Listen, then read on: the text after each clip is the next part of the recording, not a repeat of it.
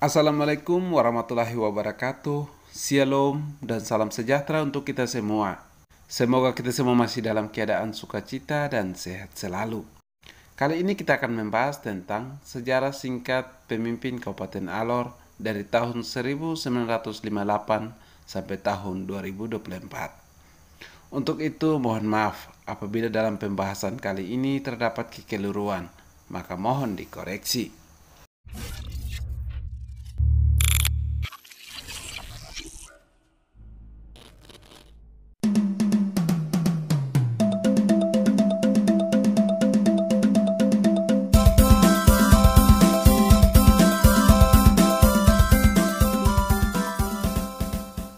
Sampai dengan Belanda angkat kaki dari bumi Alor, kota Kalabahi sebagai pusat pemerintahan dan politik.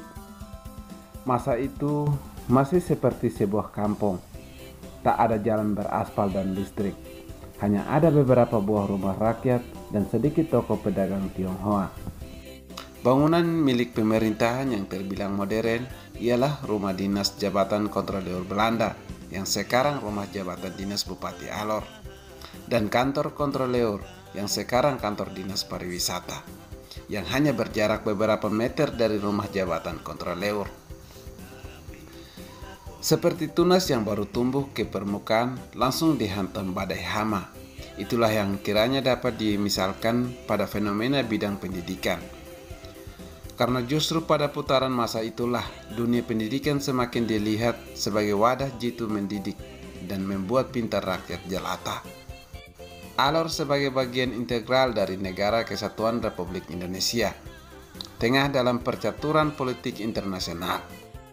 Sebuah tikung ujian maha berat memproklamirkan kemerdekaan pada tanggal 17 Agustus tahun 1945.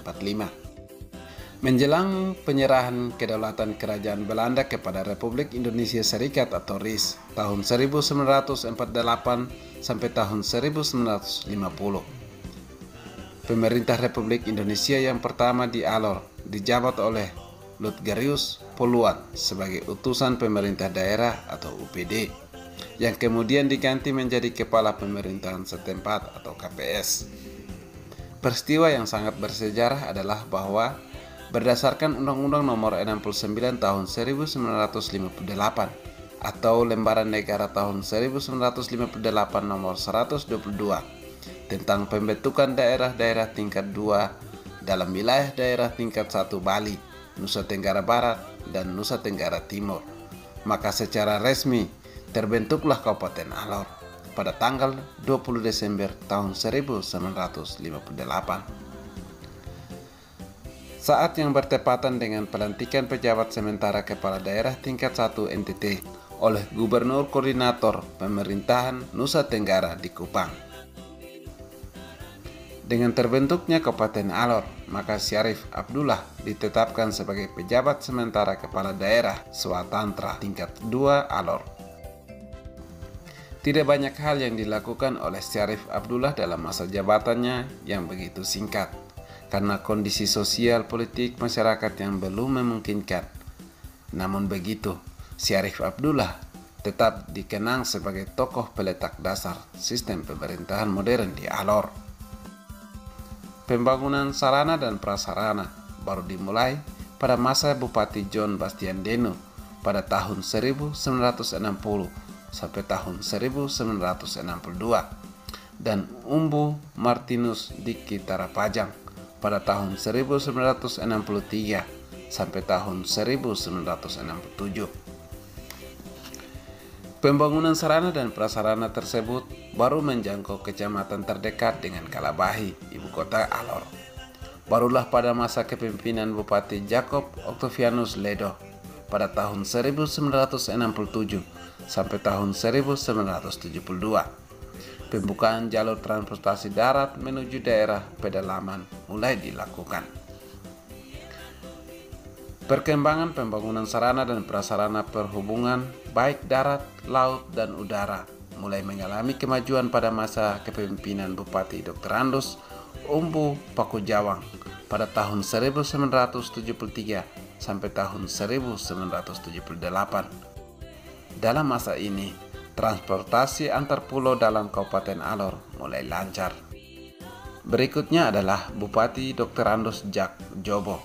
Beliau adalah putra Alor pertama yang duduk di puncak pemerintahan di Kabupaten Alor, yakni sejak tahun 1978 sampai tahun 1984. Melalui program Pancakrida Kabupaten Alor, Jack Jobo sukses membawa Alor selangkah lebih maju. Kemudian tongkat estafet kepemimpinan diteruskan oleh Bupati Teddy Sutejo pada tahun 1984 sampai tahun 1989, ditandai dengan roda pemerintahan yang semakin baik, lancar, dan efektif. Dengan melanjutkan Pancakrida Kabupaten Alor, Teddy Sutejo mulai membangun transportasi darat hingga menjangkau kecamatan dan desa, terutama ke kantong-kantong produksi. Setelah Bupati Teddy Sutejo adalah Bupati Dr. Andos Hosea Dali. Kepemimpinan beliau dimulai sejak tahun 1989 sampai tahun 1999.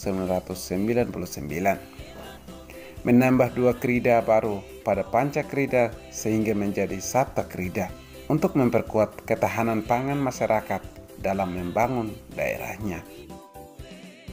Kemudian tongkat estafet kepemimpinan Bupati Alor dilanjutkan oleh Insinyur Ansgirius Takalapeta pada tahun 1999 sampai tahun 2009. Pada masa ini, Ansgirius Takalapeta menggulirkan program Gerakan Kembali ke Desa dan Pertanian. Program Gerbadestan ini dinilai pemerintah pusat sangat strategis dan mendorong pertumbuhan ekonomi rakyat. Setelah Bupati Insinyur Ansgirius Takalapeta, kemudian tongkat estafet kepemimpinan diteruskan oleh Dr. Andos Simeon Tobias Pali sejak tahun 2009 sampai tahun 2014. Setelah Dr. Andos Simeon TH Pali, kemudian tongkat estafet kepemimpinan diteruskan oleh pada Dr. Andos Amon Jobo mulai tahun 2014 sampai tahun 2024. Demikian pembahasan kita kali ini. Kurang lebih mohon maaf dan Tuhan memberkati kita semua. Assalamualaikum warahmatullahi wabarakatuh. Shalom.